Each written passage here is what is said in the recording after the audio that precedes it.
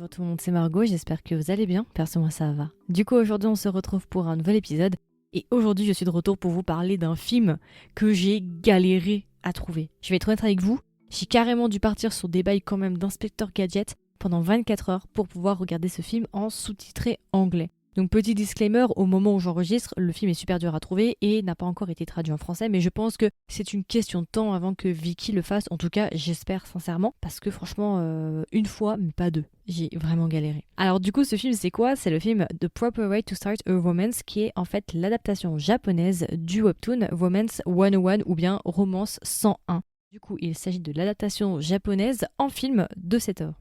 Le film, si jamais, il fait 1 heure et il est sorti en janvier 2023. Ça fait un petit moment d'ailleurs qu'il n'a pas... On n'a toujours pas de traduction. J'espère sincèrement que Vicky va s'y mettre parce qu'il y en aurait besoin. Alors du coup, le casting, bah écoutez, je les connaissais pas sauf un acteur. Alors pour le casting, nous avons Otomo Karen, je la connaissais pas. Ensuite, nous avons Toyoda Yudai, pareil, je le connaissais pas. Par contre, nous avons Honda Kyoya. Lui, je le connais parce qu'il a joué dans Seishin Cinderella, qui est un drama que j'aime énormément, et aussi il a joué dans Jack of Frost, qui est un biel japonais. Donc c'est vrai que quand je l'ai vu, lui, je me suis dit, mais attends, toi, je te connais. Donc voilà, j'ai été agréablement surprise quand j'ai vu le casting, parce que bah voilà, au moins une tête familière que je connaissais. Et bah du coup, c'est vrai que quand j'ai commencé le webtoon, bah je ne savais pas vraiment à quoi m'attendre en fait.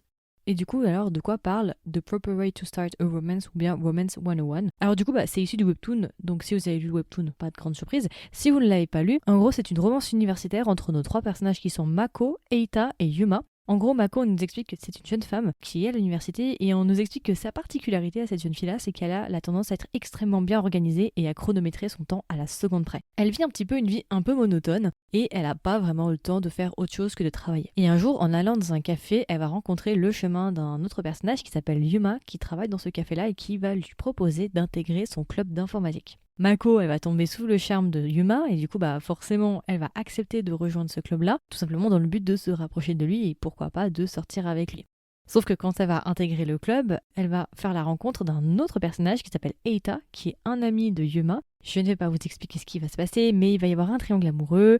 Et voilà, je vous laisserai regarder le film pour ceux que ça intéresse, je n'en dis pas plus, je vous laisse découvrir ça. Alors c'est vrai que moi, quand j'ai regardé le film, je m'attendais à rien. Je n'ai pas lu le webtoon malheureusement, donc je ne connais pas l'histoire, donc je ne savais pas qui était le lead principal. Même si je me doutais avec qui elle allait terminer, c'est vrai que tout le long, t'as toujours ce doute avec qui elle va finir, tu vois. Et franchement, j'ai plutôt été agréablement surprise. Visuellement, c'est super beau. Moi, j'adore les romances universitaires. J'avoue que je suis plus proche de l'université que du lycée. Donc j'avoue que j'ai quand même ma petite préférence, mon petit péché mignon pour les romances universitaires et ça fait du bien. Donc voilà, j'ai beaucoup aimé, j'ai passé un très très bon moment. J'ai trouvé que la romance était assez sympa, même si je suis peut-être pas hyper fan, on va dire que je suis pas hyper fan des acteurs dans le sens où, bah, à la place de Mako, tu vois, il y en a aucun qui me donne envie plus que l'autre. Tu vois ce que je veux dire ou pas? Je les aime bien en tant qu'acteurs individuels, mais en tant que love interest, il y en a aucun qui m'intéresse. Ça c'est peut-être un peu dommage, mais après j'ai entendu beaucoup de gens qui disaient sur des edits TikTok que soi-disant ils sont hyper fidèles au webtoon. Donc ça, c'est une vraie question que je me pose pour ceux qui l'ont lu. Est-ce qu'ils sont fidèles? Parce que beaucoup de gens ont dit oh là là, on dirait trop genre le webtoon et tout. Je sais pas. Du coup, très bonne question. Et j'ai trouvé par contre que le jeu était assez juste. J'ai trouvé que c'était assez naturel, qu'ils étaient assez détendus et qu'ils ressemblaient réellement à des jeunes universitaires en train de parler justement de leur crush et ce genre de choses à la cafétéria. Enfin, je trouve que ça fait assez réaliste. Je trouve que le jeu était plutôt bon. Donc petit bonus pour ça. Ça m'a marqué, je l'ai vu, je l'ai remarqué. Après, pas négatif, pas nécessairement, mais à part peut-être que c'était un peu court. Beaucoup de gens ont reproché justement que ça fasse que 60 minutes, ce qui est quand même assez court pour un film, hein. On va pas se mentir, généralement la norme c'est 1 heure et demie environ.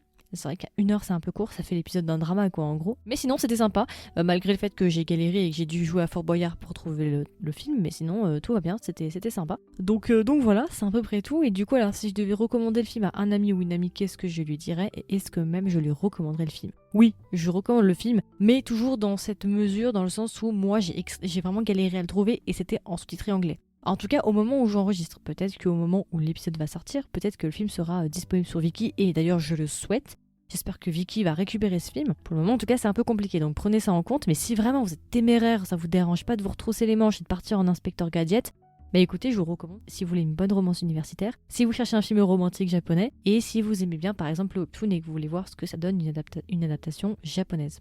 Donc voilà, et du coup alors si je devais donner une note sur 20 à The Proper Way to Start a Romance, combien est-ce que je lui mettrais sur 20? Je lui mettrais 15,5 sur 20.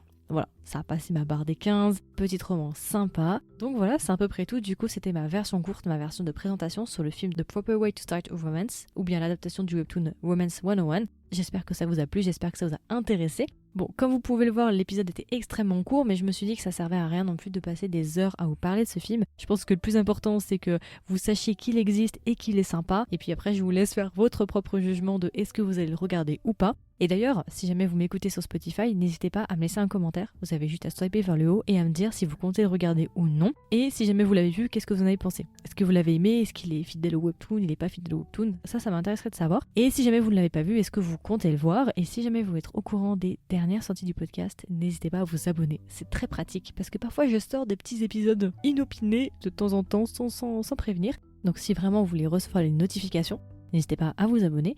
Et si jamais vous aimez ce que je fais et vous voulez me soutenir, n'hésitez pas à laisser une note au podcast sur votre plateforme d'écoute préférée. Ça m'aide beaucoup. Vraiment, ça m'aide énormément pour le référencement. Donc voilà, écoutez, je vous souhaite une agréable journée ou une agréable soirée et je vous dis à la prochaine pour un nouvel épisode. Bye bye!